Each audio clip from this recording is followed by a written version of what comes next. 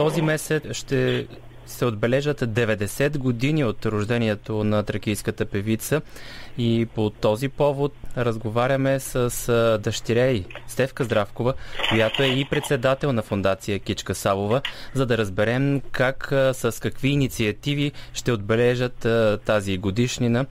Здравейте, госпожо Здравкова! Здравейте! 90 години тази година се навършват от рождението на вашата майка Кичка Савова. По този повод Сдружението и читалището в родното село на майка ви организират и фестивал с песните на Кичка Савова. Тази година разбрахме за 13-та поредна година. Да, 13-то издание предстои. Да, но фондацията по какъв начин ще отбележи тази годишнина? Само една малка вметчица ще направя, ако ме разрешите. Предстои 13-то издание на фестивала с песните на Кичка Савова и 4-ти майсторски клас, който е голямата награда на този фестивал, който е воден от Дарина Славова Славчева, солист на ансамбъл Тракия, преподавател по фолклорно пеене в Националната музикална академия професор Панчо Владигеров. Така че той протича също с страхотен интерес и в името на децата таланти. Да, това е една от наградите на фондация Кичка Савова. Това е младите таланти на фестивала. Да. Това е най-голямата награда на фондацията, която дава за децата таланти, най-добрите изявили се в този конкурс, излъчени от журито. И така, тази година е знакова за нас. Фондацията, която е създадена от семейството ни, с почет към нашата майка, към творчеството й и спазвайки завета да продължи всичко в името на децата и на младите хора, които обичат българския фолклор. Тази година е знакова, защото е 90 години от рождението на нашата майка. Едноименната фондация, която ние създадахме, ще отбележи по малко по-различен начин целият академичен свят на българския фолклор. Ще отбележи с едно национално турне, пеейки песника от сборника, който издадохме миналата година, с съдействието на страхотния, големия български композитор Георги Андреев, директор на ансамбъл Филип Кутев.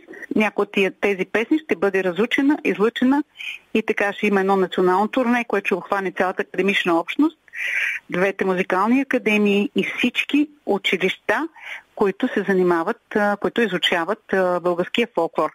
Ще бъде нещо много знаково и интересно. Казвате интересно, това ще се случи с физическо присъствие на изпълнителите в големите градове или?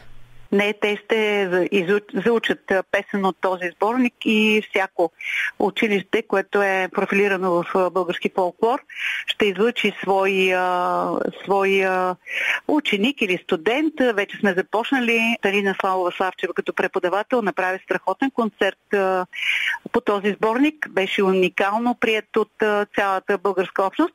Така че сега предстоят вече такива концерти, изучавайки песен, ще бъде излъчена, тя ще бъде изпратена към фондацията, разпространена в онлайн и ще стигне до цяла България, до всички.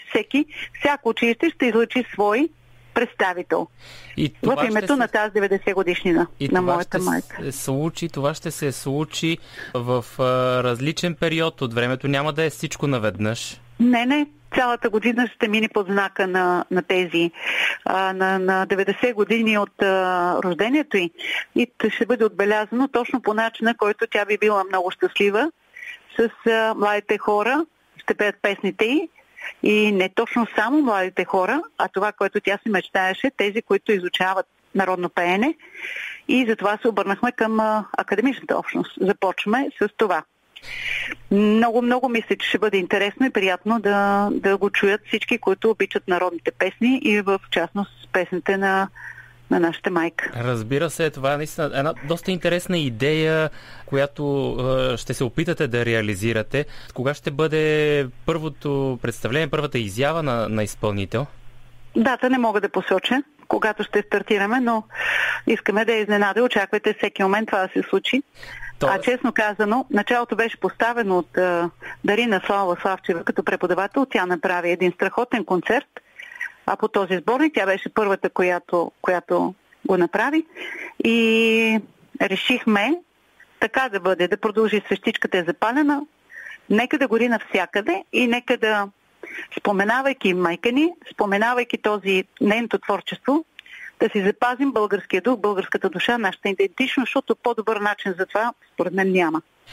Един наистина добър завършек на нашия разговор и нека на финал да кажем да следят за изпълненията в сайта на фундацията и в YouTube канала. Точно така. Да, те ще бъдат разпространени, да.